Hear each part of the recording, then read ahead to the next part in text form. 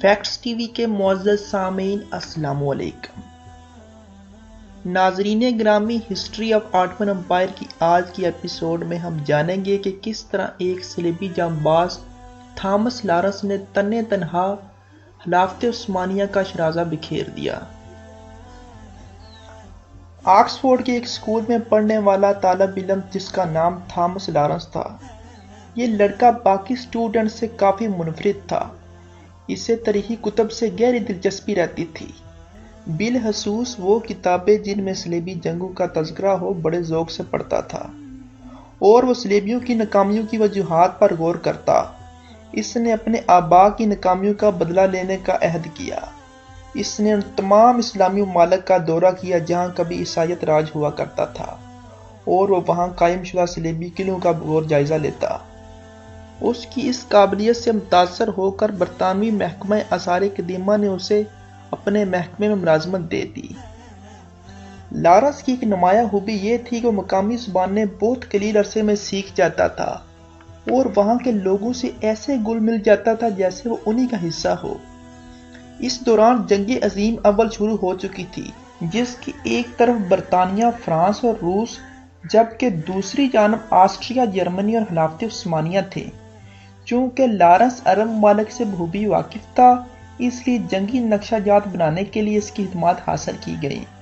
انگریز اس بات سے بخوبی آگاہ تھے کہ خلافت عثمانیہ گرچہ کمزور پڑ گئی ہے، لیکن اس کمزوری میں بھی وہ عثمانیوں سے مقابلے کی تاب نہ رکھتے تھے، جس کا ثبوت خلیل پاشا نے ایک عبرتناک شکست دے کر کیا۔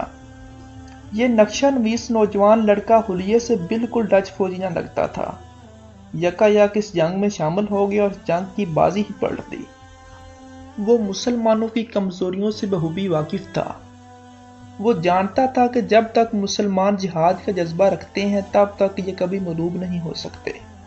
اس مسئلے کا حل لارنس نے یہ نکالا کہ مسلمانوں کو آپس میں لڑوا دیا، تاکہ مسلمانوں میں جذبہ جہاد، تعصب اور قوم پرستی جیسی برائیوں میں دب کر رہ جائے۔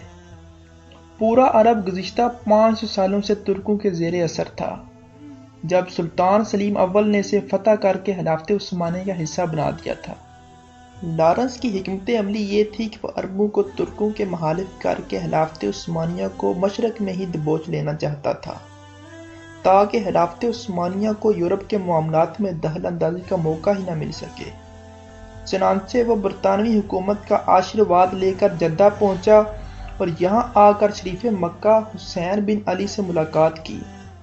شریف مکہ اور اس کے ایک فرزند فیصل کو لارنس نے بڑے بڑے خواب دکھائے، اور ان سے وعدہ کیا گیا کہ ترکوں کی خلاف بغاوت کے بعد تمام سرزمین عرب پر ایک نئی سلطنت قائم کی جائے گی، جس میں تمام خلیجی ممالک شامل ہوں گے۔ اس نئی سلطنت کی بادشاہت شریف مکہ کو دی جائے گی۔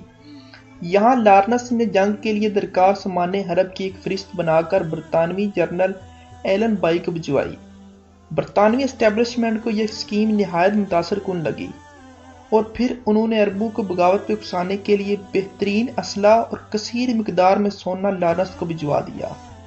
لارنس نے یہ سونا عرب قبائل کو متحد کرنے کے لیے خوب استعمال کیا۔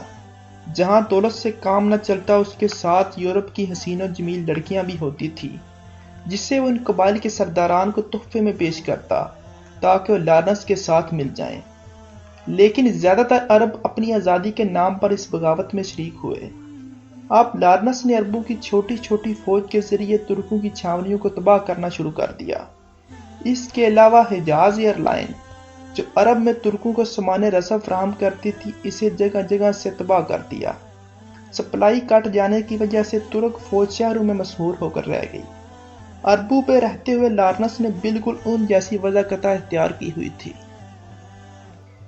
یہ عربی لباس پہنا کرتا، ان کے ساتھ نمازیں پڑھتا، اور یہاں تک کہ اسے بیشتر قرآنی آیات بھی حفظ ہو چکی تھی، جنہیں وہ اکثر اپنی تقریروں میں استعمال کیا کرتا تھا۔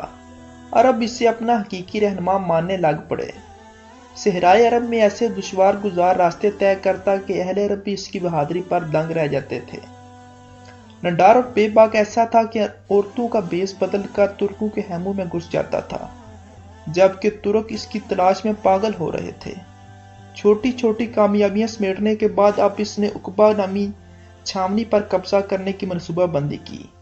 جو دفاعی نقطہ نظر کے لحاظ سے بہت اہمیت کی حامل تھی، لیکن لارنس نے اس پر سامنے سے حملہ کرنے کے بجائے پیچھے سے حملہ کیا اور بڑی مزاحمت کے بعد عقبہ فتح کر لیا گیا۔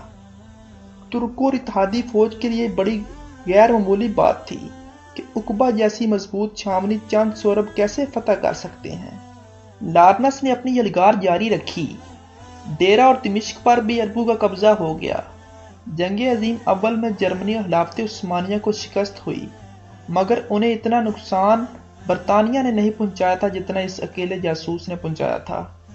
اب وقت آتا ہے لارنس کا عربوں سے وعدہ وفا کرنے کا، جن میں وسیع اور عریض عرب ریاست کا قیام تھا، لیکن خلافت عثمانیہ کے بہترین حصوں کو روس، برطانیہ اور فرانس آپس میں تقسیم کر چکے تھے، اس لیے عربوں کو ایک بے آب و گیا صحرا خطے کے علاوہ کچھ نہ مل سکا۔ جنگ عظیم اول کا سب سے زیادہ نقصان مسلمانوں کو پہنچا جب ایک مضبوط اسلامی خلافت ٹکڑوں میں بٹ گئی۔ جنگ عظیم اول کے بعد لارنس ایک نامعلوم مہم کے لیے ہندوستان روانہ ہوا، جہاں اس نے کئی دن کراچی میں بھی گزارے۔ اس کے بعد وہ ایک مرتبہ ہانگ کانگ اور چین میں نظر آیا۔ لارنس تیز رفتار موٹر سائیکل چلانے کا شوقین تھا اور وہی شوق اس کی موت کا سبب بنا، اور مئی 1935 میں وہ جان کی بازی ہار گیا۔ لارنس کے مرنے کے بعد انگریزوں میں صف ماتم بچھ گیا اور وہ کئی سال اس کی موت کا سوگ مناتے رہے۔ وہ لارنس کو اپنا قومی ہیرو بنا کر پیش کرتے ہیں، جس نے اپنے آباء و اجداد کے لشکروں کی ہزیمت کا بدلہ چکا دیا اور مسلمانوں کی 3 براعظموں پر پھیلی ہوئی خلافت کا خاتمہ کیا۔ لارنس کو خراج تحسین پیش کرنے کے لیے انہوں نے ایک لارنس آف عربیہ کے نام سے ایک مووی بنائی، جس میں صاف دکھایا گیا کہ کس طرح اس نے مسلمانوں میں انتشار پیدا کر کے مسلمانوں کی اس عظیم خلافت کا خاتمہ کیا۔ معزز سامعین، اگر آپ کو ویڈیو اچھی لگی ہو تو اس ویڈیو کو لائک اور ہمارے چینل فیکٹس ٹی وی کو سبسکرائب کر لیں اور ساتھ لگے گھنٹی کے نشان کو دبا دیں تاکہ آپ کو مزید آنے والی ویڈیوز کی نوٹیفیکیشن ملتے رہیں۔